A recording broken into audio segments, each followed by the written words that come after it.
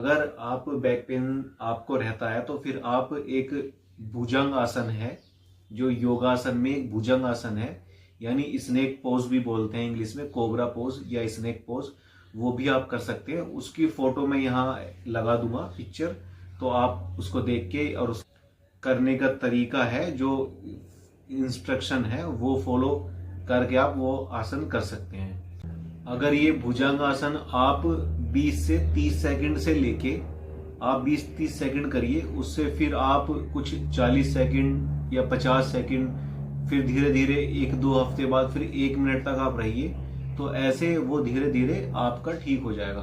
अगर आप 20-30 सेकंड करते हैं तो 2 बार कर लीजिए ऐसे, जो कोबरा पोज में, स्नेक पोज में होता है ये भुजंग आसन।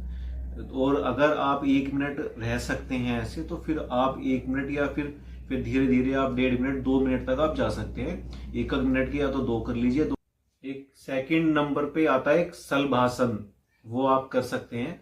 वो भी आपके बैक पेन को ठीक करेगा, आपकी मसल को स्ट्रोंग करेगा और फ्लेक्सिबिलिटी भी बढ़ाएगा। ये सब फ्लेक्सिबिलिटी बढ़ाने और मसल पेन को रिलैक्स करने और मसल को स्ट्रेच करने, उनको स्ट्रोंग करने के ही आसन है। अगर एक टिप ये भी है कि अगर आप ओवरवेट है तो आप अपना ओवर वेट अपना थोड़ा सा कम करिए, वेट लूज करिए, उससे भी इफेक्ट पड़ेगा। तो थर्ड है त्रिकोणासन। आप चाहे एक आसन भुजंगासन भी कर सकते हैं, या फिर जो मैं ये आसन बता रहा हूं वो सारे भी कर सकते हैं। 20-30 सेकंड करके फिर दूसरा कर लीजिए, कुछ 20-30-40 सेकंड या 1 मिनट, फिर तीसरा कर लीजिए, फिर ऐसे। जैसे आप कोई भी आसन करेंगे तो इसमें आपको सावधानी भी रखनी है। आप जैसे कोई भी एक आसन करेंगे तो एकदम से आपको तुरंत अपोजिट आसन नहीं करना है, क्योंकि आपकी मसल अभी इतनी फ्लेक्सिबल या इतनी स्ट्रोंग नहीं है। आप तो कोई भी अपोजिट आसन करेंगे, कुछ भी कोई ऐसे बैठेंगे या दूसरी पोजीशन में जाएंगे, तो फिर वहां पे अननेसेसरी का खिंचाव हो सकता है, क्योंकि अभी मसल दूसरी एक्टिव है जो आपने दूसरा आसन किया था। समझिए, ये बात ध्यान से समझना थोड़ी। अभी जैसे आपने कोई आसन किया, वो वहां पे जो मसल स्ट्रेच हो रही है, जिस मसल पे प्रेशर आ रहा है, जिस पे लोड है, फिर वो रिलैक्स हुआ, आपने हट गए, आप वो आसन पूरा हो गया। फिर आप एकदम से अपोजिट दूसरा आसन पे जाएंगे तो वहां पे जो वो मसल पे लोड था, फिर वो दूसरी पे आ जाएगा, डायरेक्ट वहां पे शिफ्ट होगा अपोजिट पे। तो वहां वो थोड़ा सा वो खिंचाव या कुछ भी कोई दिक्कत वहां हो सकती है। तो इसका ये है कि अगर जो भी आपने जैसे कोई आसन किया, फिर आप थोड़ा सा 1 मिनट रेस्ट लीजिए, उस मसल को रिलैक्स होने दीजिए। उसको रिलैक्स होने के बाद फिर आप दूसरे आसन पे शिफ्ट होइए, दूसरा आसन कीजिए।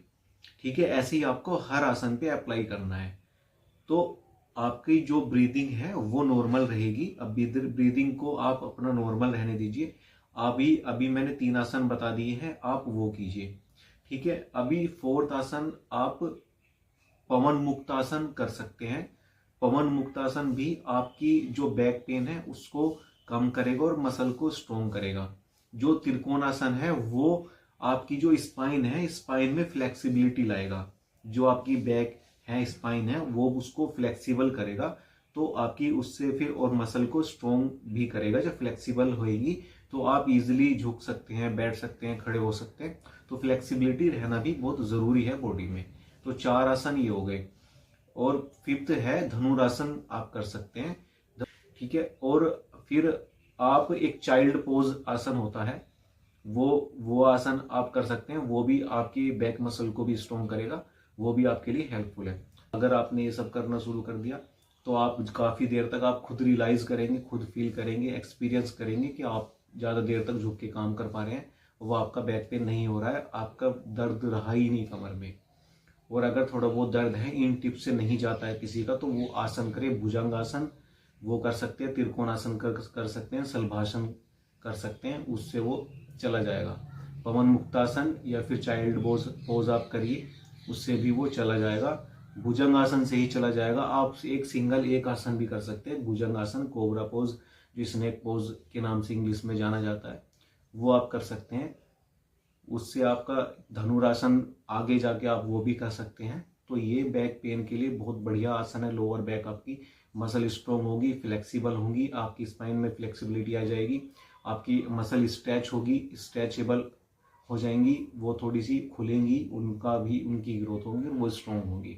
अगर आप ओवरवेट हैं तो आप वेट अपना कम करिए और अपना रेस्ट कीजिए और एक्सरसाइज करें, योगासन करें और अपनी बैक मसल को स्ट्रोंग बनाएं।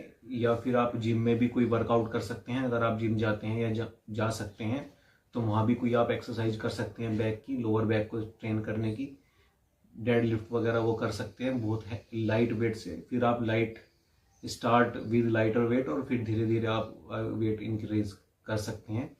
और फिर एक है, आप अपना बॉडी पोस्चर को ठीक रखिए। बॉडी आपका बैठने का स्टाइल, तरीका, आपका लेटने का, सोने का, है ना, वो सब आप सही कीजिए। आप बॉडी पोस्चर जब सही रखेंगे तो आपकी स्पाइन सीधी रहेगी, सही रहेगी, बैकबोन आपकी बैकबोन सीधी रहेगी, तो उससे आपका लोअर बैक आपकी ठीक रहेगी, आप सही पोस्चर में रहेगी, करेक्ट पोस्चर में।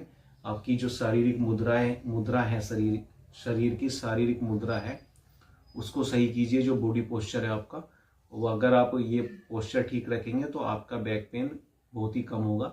कुछ और रीज़न हो सकते हैं जो अगर हो जाए तो कोई इंजरी वगैरह कुछ, या खिंचाव, कोई मांसपेशियों में खिंचाव वो हो सकता है।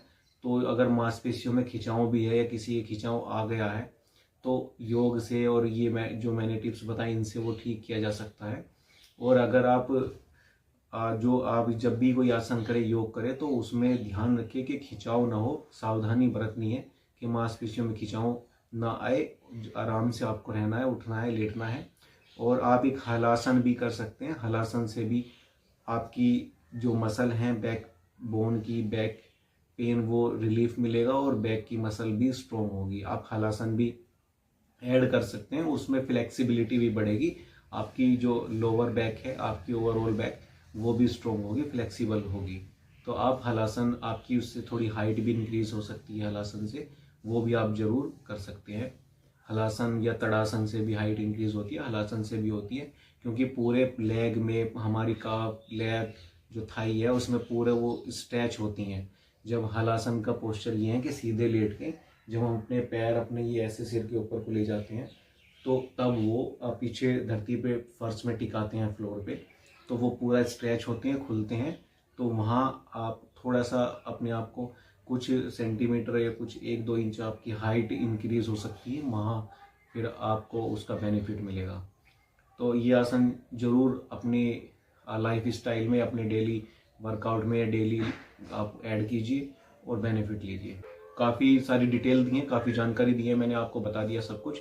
इससे रिलेटेड कोई आपका सवाल है तो इस वीडियो के बॉक्स में, कमेंट बॉक्स में आप कमेंट कर सकते हैं। और ये वीडियो अगर अच्छी लगी हो तो लाइक कर सकते हैं। अगर हेल्पफुल लगी हो वीडियो आपको, आपका बैक पेन ठीक हुआ हो, या हो सकता है ये भी गलती आप कर रहे हैं, दोहरा रहे हैं बार बार, ये गलती आप करते हैं, तो कमेंट में बता सकते हैं, कर सकते हैं कि हाँ ये सब आप कर रहे थे या आप कर रहे हो, और फिर आपने क्या चेंज किया, आप जो चेंज कर रहे थे उससे आपको क्या रिलीफ मिला, कितना चेंज मिला, कितना आपको आराम हुआ, वो कितना, वो सब आप वो भी शेयर कर सकते हैं।